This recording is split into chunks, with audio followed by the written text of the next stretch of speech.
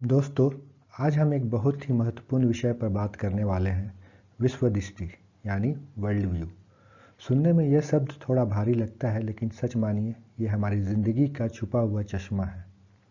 यही तय करता है कि हम दुनिया को कैसे देखते हैं, फैसले कैसे लेते हैं और ईश्वर को कैसे समझते हैं।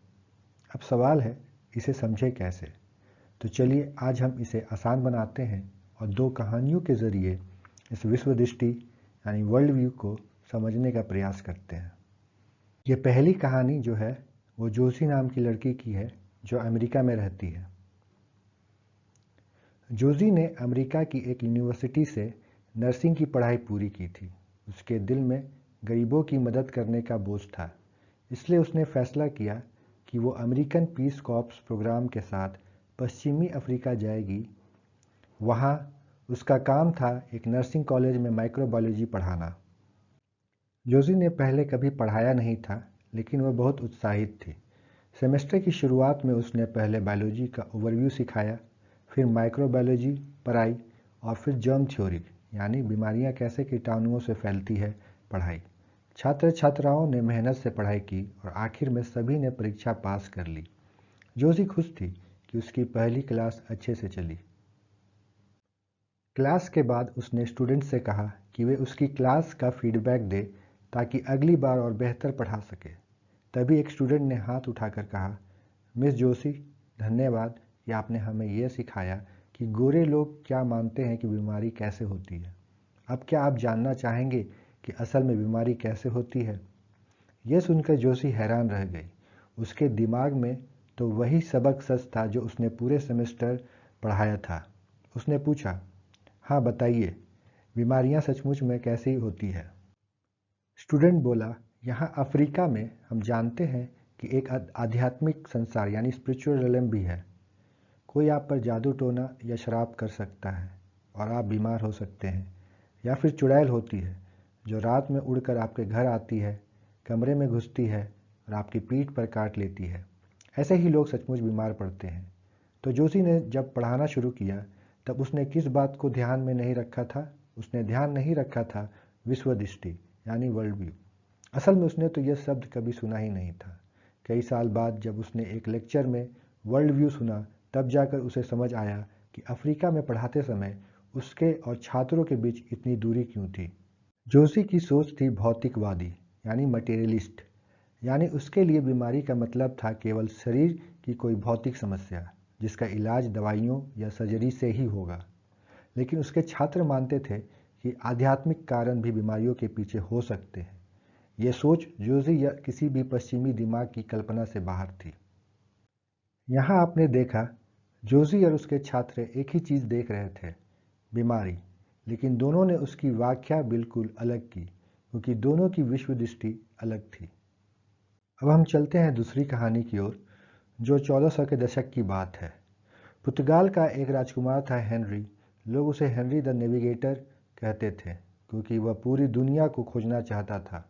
उसका एक बड़ा लक्ष्य था यूरोप से भारत तक पहुंचने का समुद्री रास्ता ढूंढना। उसने एक जहाज बनवाया, कप्तान नियुक्त किया, सामान भरा और एक पादरी बुलाकर उसे आशीर्वाद दिलवाया। जहाज अफ्रीका के पश्चिमी तट से होते हुए भारत का रास्ता खोजने निकला, लेकिन कुछ हफ्तों बाद लौट आया। कप्तान ने कहा, महाराज माफ़ कीजिए, हम भारत का रास्ता नहीं ढूंढ पाए, क्योंकि हम दुनिया के अंत तक पहुंच गए। हेनरी ने हार नहीं मानी। उसने दूसरा जहाज भेजा, फिर तीसरा। ऐसे ही 10 साल में 13 जहाज भेजे, लेकिन हर बार वही रिपोर्ट आई, हम दुनिया के अंत तक पहुंच गए।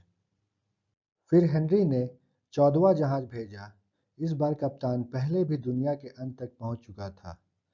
सफर में एक बड़ा तूफान आया और जहाज को अटलांटिक महासागर में बहुत दूर ले गया। तूफान थमने के बाद कप्तान को तट नहीं दिखा, तो उसने जहाज को पूरब की ओर मोड़ दिया। कुछ दिनों बाद वे फिर अफ्रीका के तट पर पहुंचे, लेकिन अब वे समझ गए कि वे उस तथाकथित दुनिया के अंत से आगे निकल चुके हैं। यही खोज आगे चलकर यूरोप से भारत तक समुद्री रास्ता खोजने का कारण बनी। तो पहले वाले जहाज क्यों लौट आते थे? असल में वे वेस्टर्न सहारा क्षेत्र तक पहुंचते थे, जहां रेगिस्तान समुद्र में बहुत दूर तक फैला हुआ है। वहां पानी उथला हो जाता था और समुद्र की धाराएं अजीब लगती थी। इससे कप्तानों को लगता था कि वे सचमुच दुनिया के किनारे तक आ गए हैं। लेकिन क्या वो सचमुच दुनिया के अंत तक पहुंचे थे? नहीं, दुनिया का अंत उनके पैरों के नीचे नहीं, बल्कि उनके दिमाग में था। उन दिनों लोग मानते थे कि अगर बहुत पश्चिम या दक्षिण की तरफ चले गए, तो धरती से नीचे गिर जाएंगे।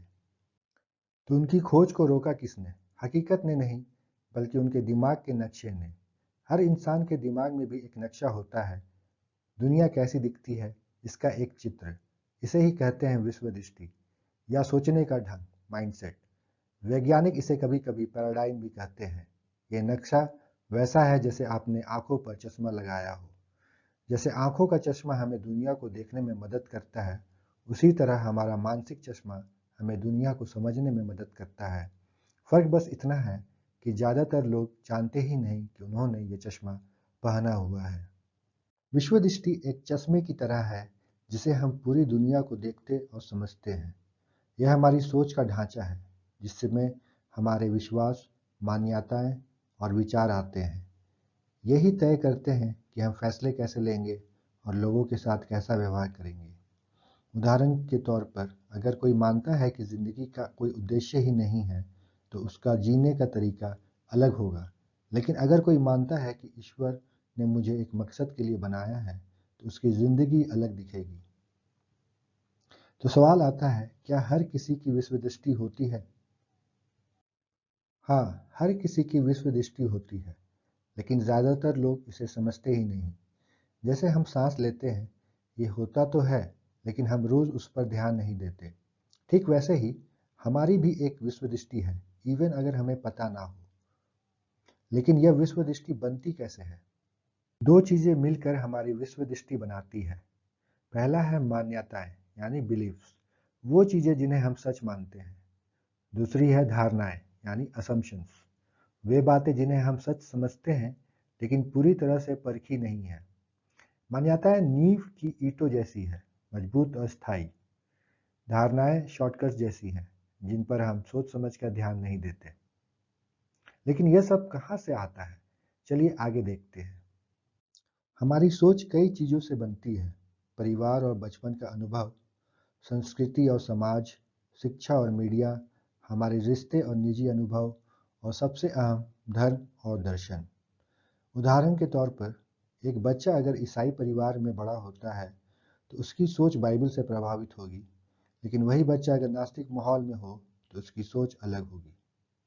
एक ईसाई मानता है कि ईश्वर है और उसने ब्रह्मांड और मनुष्य की रचना की। यह बाइबल पर आधारित विश्वास है। बाइबल परमेश्वर का वचन है और ये नींव में लगी ठोस ईंटों की तरह है। ये ईसाई वैश्विक दृष्टिकोण की परिभाषित करती है। लेकिन कुछ धारणाएं भी हो सकती है। जैसे, अगर मैं किसी चीज के लिए प्रार्थना करता हूँ, तो ईश्वर हमेशा मेरी उम्मीद के अनुसार ही जवाब देगा। ज़्यादातर लोग जो ईश्वर में विश्वास नहीं करते, उन्होंने बस सुसमाचार को साफ तौर पर सुना नहीं है। ये धारणाएं हैं, क्योंकि इन्हें अक्सर परखा नहीं जाता। एक व्यक्ति को यह एहसास नहीं होता कि वह इन मानसिक शॉर्टकट्स का उपयोग कर रहा है, जब तक कि उसे चुनौती ना दी जाए। एक नास्तिक मानता है कि ईश्वर के लिए कोई ठोस प्रमाण नहीं है। नैतिकता मानव तर्क और सहानुभूति पर आधारित हो सकती है। ब्रह्मांड प्राकृतिक नियमों से चलता है। उसकी धारणाएं भी होती हैं। जैसे, धार्मिक लोग हमेशा तर्कहीन होते हैं, विज्ञान एक दिन सब कुछ समझा देगा। ये भी असम्पशंस है, जिनका हमेशा सबूत नहीं होता। अब जरा देखते हैं दुनिया में बड़ी बड़ी कौन कौन सी विश्व दृष्टियां हैं। पहला है थीज़म, यानी ईश्वर पर विश्वास, जैसे ईसाई धर्म, इस्लाम, यहूदी धर्म। दूसरा है पॉलीथीज़म, कई देवताओं पर विश्वास, जैसे हिंदू धर्म, ग्रीक धर्म।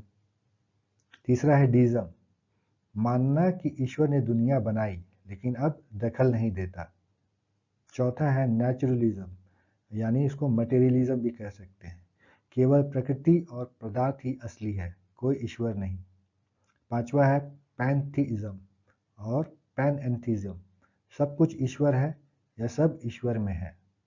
छठा है अद्वैतवाद, सब एक ही है, ब्रह्मांड ही सत्य है।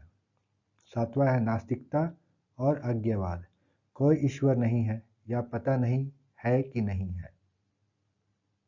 अब आइए इनको थोड़ा थोड़ा समझें।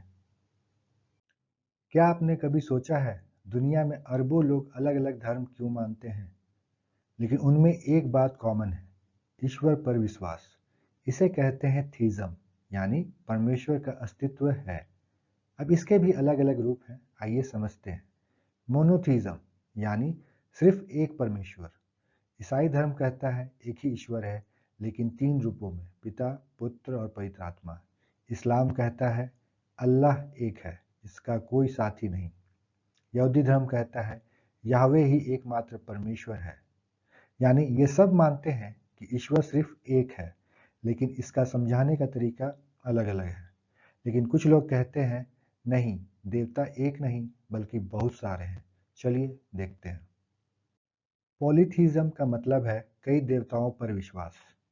हिंदू धर्म में ब्रह्मा, विष्णु, शिव और हजारों देवी देवता माने जाते हैं। ग्रीक धर्म में ज्यूस, एथना, अपोलो जैसे देवता। जापान के शीतो धर्म में प्रकृति से जुड़े कई देवता। लेकिन कुछ लोग कहते हैं हमें किसी धर्म ग्रंथ की जरूरत नहीं, बस तर्क और बुद्धि से भी ईश्वर तक पहुंचा जा सकता है। फिलोसॉफिकल थीज़म का मतलब है ईश्वर पर विश्वास, लेकिन धर्म ग्रंथों के बजाय तर्क और दार्शनिक सोच के आधार पर। सोक्रेटिस और प्लाटो ने कहा जरूर एक सुप्रीम बुद्धिमान सत्ता है। कर्ट गोडेल, गणितज्ञ, ने अपने तर्कों से ईश्वर के अस्तित्व को साबित करने की कोशिश की। जैसे कोई बच्चा स्कूल में पढ़ाई करके यह सोच ले जरूर इसी किताब को लिखने वाला कोई शिक्षक होगा। उसने कभी शिक्षक को देखा नहीं, लेकिन तर्क से समझ गया। तो दोस्तों, थीज़म फैमिली ये बताती है कि ईश्वर है, चाहे एक हो, कई हो या तर्क से ही क्यों ना माने। लेकिन अब सवाल उठता है, क्या ईश्वर ने दुनिया बनाई और फिर दूर चला गया, यानी क्या उसने हमें छोड़ दिया? यही सोच हमें ले जाती है डीज़म की तरफ। क्या आपने कभी कोई पुरानी घड़ी देखी है जिसमें स्प्रिंग भर कर छोड़ देते हैं और वो अपने आप चलती रहती है? अब सोचिए, अगर कोई कहे कि ईश्वर ने दुनिया को बनाया, स्प्रिंग भरी और फिर छोड़ दिया, यही है डीज़म।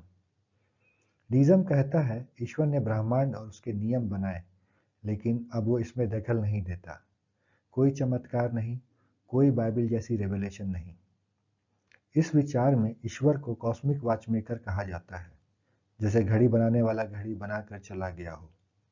एक उदाहरण के तौर पर समझेंगे, जैसे कोई इंजीनियर पुल बना दे और फिर कभी मेंटेनेंस के लिए ना लौटे। पुल चलता तो रहेगा, लेकिन अगर टूटे तो कोई ठीक करने वाला नहीं। डीज़म का ईश्वर ऐसा ही है। लेकिन सवाल यह है, क्या सच में ईश्वर ने हमें बना कर छोड़ दिया? क्या वो सिर्फ दूर बैठा है और हमारी परवाह नहीं करता? बाइबल कहती है नहीं, लेकिन डीज़म कहता है हाँ। अब चलते हैं एक और बड़ी सोच की तरफ, नेचुरलिज्म की ओर। अगर कोई कहे बस वही असली है जिसे हम छू सकते हैं, देख सकते हैं और साइंस से प्रूफ कर सकते हैं, यही है नेचुरलिज्म, जिसे हम मटेरियलिज्म भी कहते हैं। नेचुरलिज्म कहता है केवल प्रकृति और भौतिक नियम ही असली हैं। कोई ईश्वर नहीं, कोई आत्मा नहीं, कोई चमत्कार नहीं। सब कुछ मैटर प्लस एनर्जी से चलता है, यानी जो साइंस एक्सप्लेन कर सके वही सत्य है। उदाहरण, चार्ल्स डार्विन का एवोल्यूशन थ्योरी।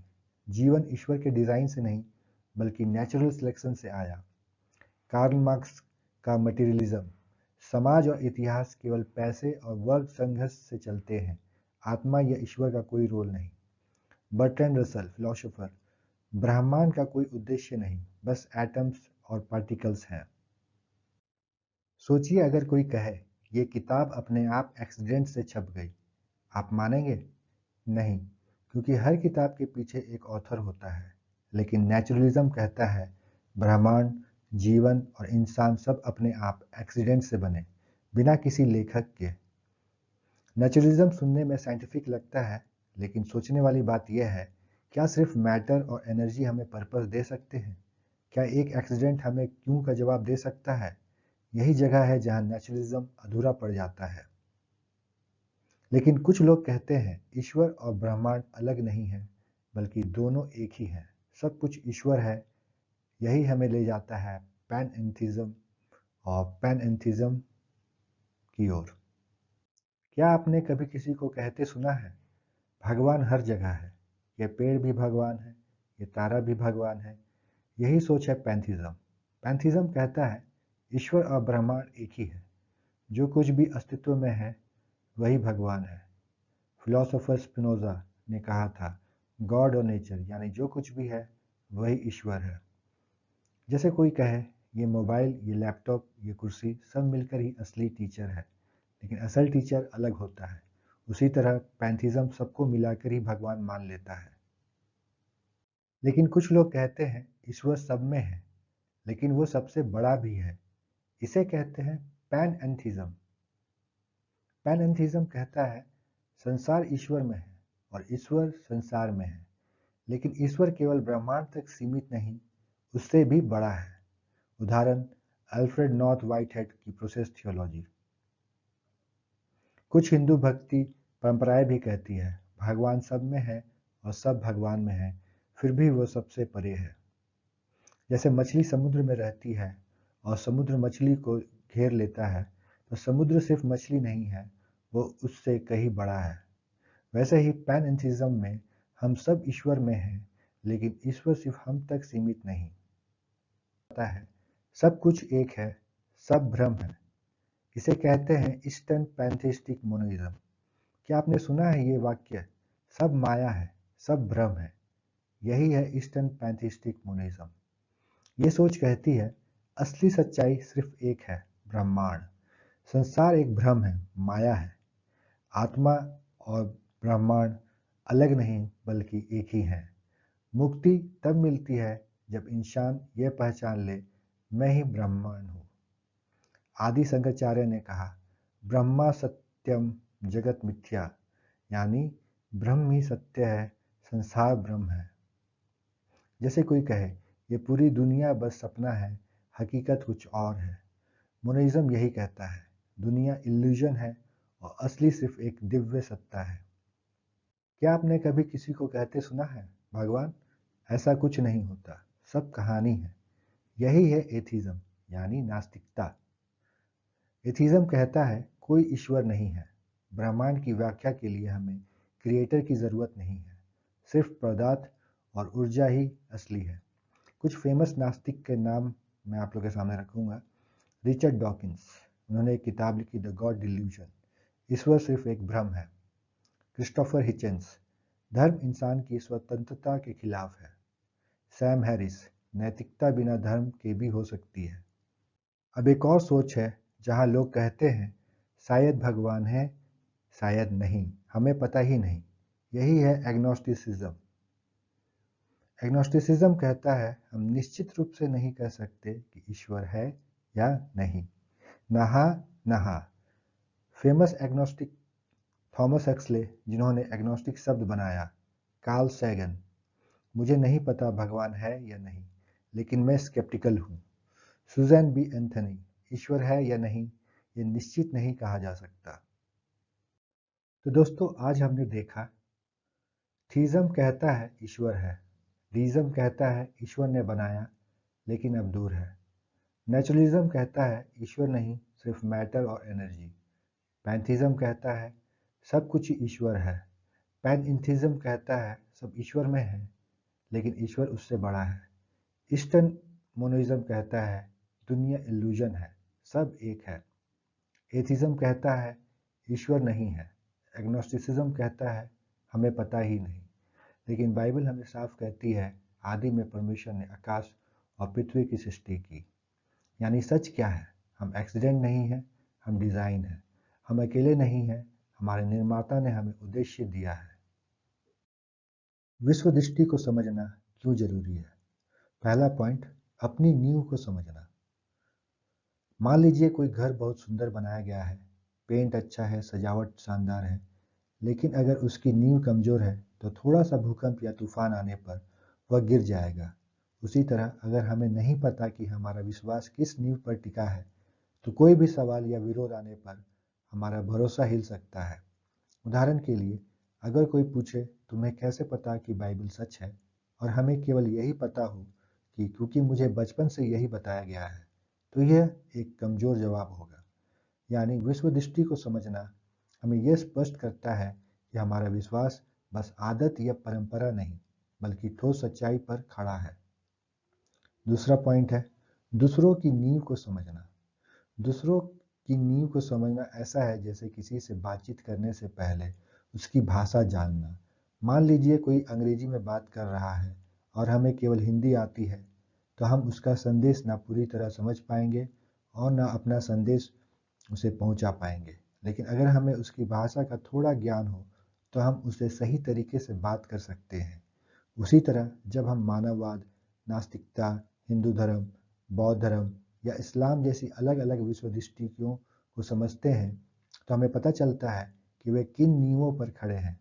यह समझ हमें मदद करती है कि हम केवल अपनी विचार ही न थोपे, बल्कि उनके सवालों और सोच के हिसाब से मसीह का संदेश उन्हें सरल और प्रासंगिक ढंग से समझा सके। उदाहरण के लिए अगर कोई नास्तिक कहे ईश्वर नहीं है क्योंकि विज्ञान सब समझा सकता है, और हमें नास्तिक सोच की नींव का पता हो, तो हम यह बता सकते हैं कि विज्ञान कैसे समझाता है, लेकिन क्यों का उत्तर केवल ईश्वर दे सकता है। यानी जब हम दूसरों की नींव समझते हैं तभी हम उनके दिल तक पहुंचने वाली भाषा में मसीह का संदेश पहुंचा पाते हैं। तीसरा पॉइंट है लक्षण नहीं कारण पर ध्यान देना। यह बात ऐसे समझिए जैसे किसी पेड़ की बीमारी का इलाज करना। अगर पेड़ के पत्ते पीले हो रहे हैं और हम केवल पत्तों को रंग कर हरा बना दे तो समस्या हल नहीं होगी, क्योंकि जड़ में कीड़ा लगा है। पत्तियां बार बार फिर से पीली हो जाएंगी। असली इलाज तभी होगा जब हम जड़ तक जाएं और बीमारी को वहीं से ठीक करें। ठीक उसी तरह समाज की समस्याएं जैसे गर्भपात, रिश्तों का टूटना, हिंसा, भ्रष्टाचार असली बीमारी नहीं है, यह सिर्फ लक्षण है। असली बीमारी है वह गलत सोच, गलत विश्व दृष्टि, जिसमें जीवन, मानवीय गरिमा और परमेश्वर की सच्चाई की कदर नहीं की जाती। चौथा पॉइंट है हकीकत की असली सच्चाई को पकड़ना। दुनिया जैसी सच में है वैसी दृष्टिकोण केवल बाइबल देती है। जब हम बाइबल की दृष्टि से दुनिया को देखते हैं तो हम सही दिशा में चलते हैं और पूरी जिंदगी का आनंद ले पाते हैं। पांचवा पॉइंट है व्यक्तिगत प्रेरणा पाना। मान लीजिए कोई मसीह छात्र स्कूल में है और उसके दोस्त उसे मजाक में कहते हैं बाइबल तो बस कहानियां हैं, साइंस ही सच है। अगर उसके पास मजबूत विश्व दृष्टि नहीं होगी तो वो चुप हो जाएगा या शर्मिंदा होगा। लेकिन अगर उसने समझ लिया है कि उसकी आस्था क्यों सच है, तो वो आत्मविश्वास से कह पाएगा, नहीं, बाइबल ही असली सच्चाई दिखाती है और यही मुझे ज़िंदगी का मकसद देती है। यही है व्यक्तिगत प्रेरणा, विश्व दृष्टि उसे मजबूत बनाती है। तो दोस्तों आज हमने सीखा कि विश्व दृष्टि क्या है। हर व्यक्ति की विश्व दृष्टि होती है। विश्व दृष्टि कैसे बनती है, प्रमुख विश्व दृष्टि और विश्व दृष्टि को समझना क्यों ज़रूरी है। Thanks for watching. मिलते हैं अगले वीडियो में। ध्रुव राठी की theory of evolution, fact versus fiction video का सच और झूठ तौलेंगे।